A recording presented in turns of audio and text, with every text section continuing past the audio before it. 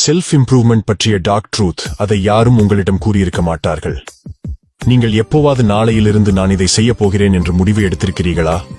உதாரணத்திற்கு, நாளை நான் படிக்கப் போகிறேன், நான் ஜிம்முக்கு செல்வேன், இனிமேல் நான் சுயின்பம் செய்ய மாட்டேன், நான் இனிமேல் காலையில் சீக்கிரமாக எழ வேண்டும். இவ்வாறு நீங்கள் முடிவு செய்து அதை ஒரு பட்டியலாக உருவாக்கி இருப்பீர்கள்.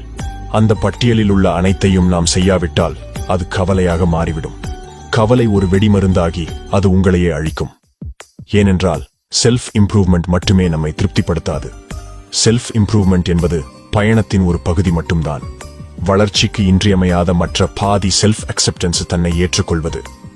நீங்கள் இப்போது இருப்பதை ஏற்றுக்கொள்வது, உங்கள் தோல்வியையும் வெற்றியையும் ஏற்றுக்கொள்வது, உங்கள் தோல்வியிலிருந்து கற்றுக்கொண்டு அதனை சரி செய்வது. உங்களை நீங்கள் ஏற்றுக்கொள்ளும் போது கவலையடையாமல் வெற்றி பாதையில் செல்வீர்கள். மைண்ட்கிரிட் தமிழின் நோக்கம் மக்களின் வாழ்க்கையை ஊக்குவித்து மேம்படுத்தும்.